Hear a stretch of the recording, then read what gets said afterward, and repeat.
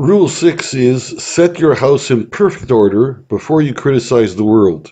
In this, he was inspired by a famous Russian intellectual. Solzhenitsyn, he said when he was in the Gulag camps, meditating on how the hell he got there, and he had a rough life, man. I mean, first of all, he was on the Russian front at the beginning of World War II, and then he was thrown in the Gulag camps, and that was just the beginning of his adventures, man. He had a rough life.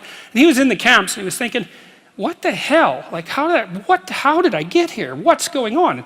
I mean, he had Hitler and Stalin to blame, right? So if you need someone to blame, man, Hitler and Stalin, that's great.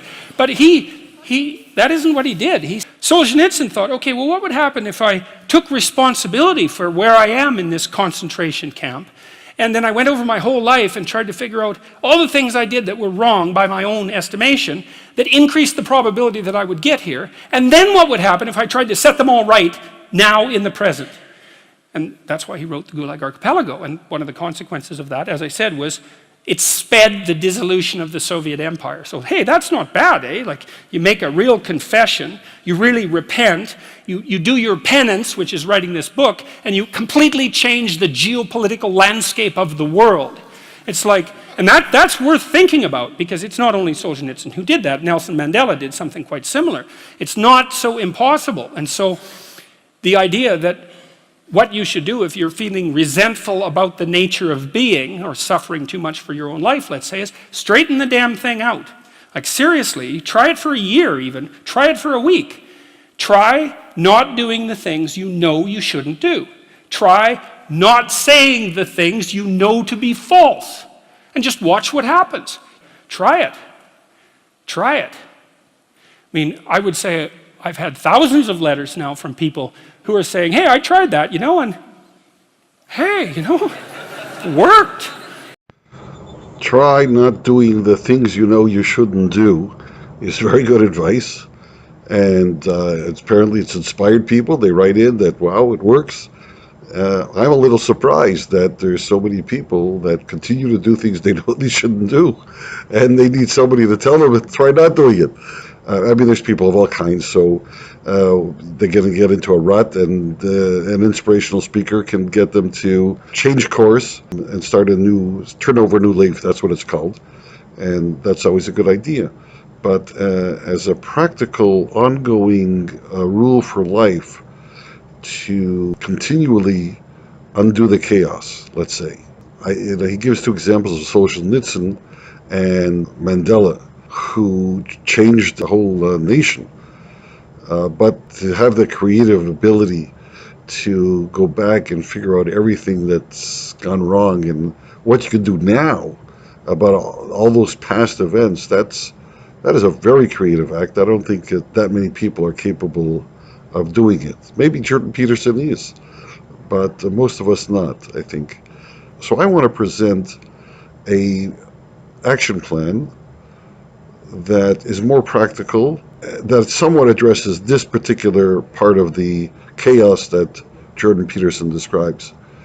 And that is our propensity to speak evil of each other, to put down the other people with whom we come in contact. There's a particular instruction in the Torah that says, Lo selech rochel, Lo telech rochel, in a different pronunciation, means do not go around bearing tales. And from that verse we get three activities that are prohibited, that are advised against. One is not to speak ill of someone when it's a lie.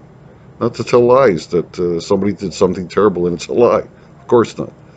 Another one is not to just go around bearing tales, which is a little harder to define. I'm instead concentrate on the middle one, which is not to speak badly about someone, even when it's true. And that is that if no one knows this bad information about someone, this uncomplimentary behavior, don't repeat it. Don't tell other people about it. It's not your job, it's not your right to tell other people about someone else's faults. Just don't speak about it. This particular activity is called the worst activity of all the activities that one can do. It's It's weighed against the entire set of instructions in the Torah that engaging in this, and which is surprising because all you're doing is speaking. You're not actually harming someone. Well, you are harming their reputation, and that can go a long way. But you didn't physically damage them, and you didn't take away their property, and you didn't blaspheme God and all this. So why would you call this the worst kind of activity?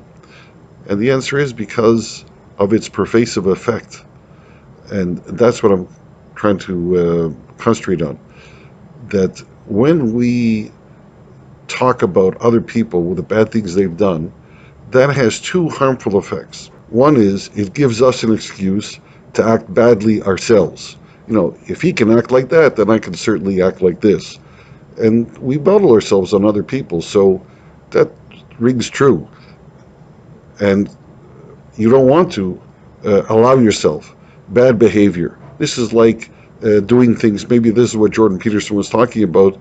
Stop doing the things you know are wrong. Why would you do them in the first place? Well, because the other guy, he did even worse. So this is okay for me. So he's telling you that's no excuse. Stop doing. It's harmful to you. Stop it. And the other aspect of it is that what we'll do is we'll say if he can behave like that, then I'm okay the way I am.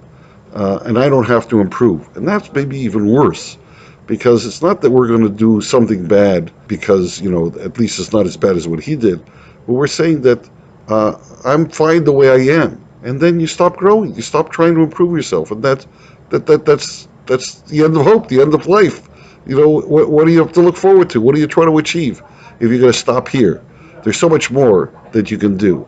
And so by not speaking constantly about, and we do, people speak constantly about the bad things that other people do, not necessarily crimes, just they were rude, or they're forgetful, or they're lazy, or they failed at something, and there's no gain to you in spreading this news, in remembering it.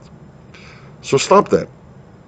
Now, what I'm asking, or what I'm suggesting, is a very difficult thing to do because it's so pervasive in society. So I'll give you a way to do it. And that is, if you want to tell over a story, tell it over, but don't use names. Because if you don't name someone about that did it, so then it's not considered transgressing this particular instruction. Why would that be? Because when you don't have a name associated, then you don't have someone to point to and say that I'm better than that person, or if that person can do it, then so can I. And once you don't have a name, then it's not something you want to imitate. It's just like a story. It's like a fantasy. So you can get it off your chest. You can tell people about it, but don't use names. And you'll find that difficult at first, but you can train yourself to never say the name, and that would start you on a much better path towards putting your house in perfect order.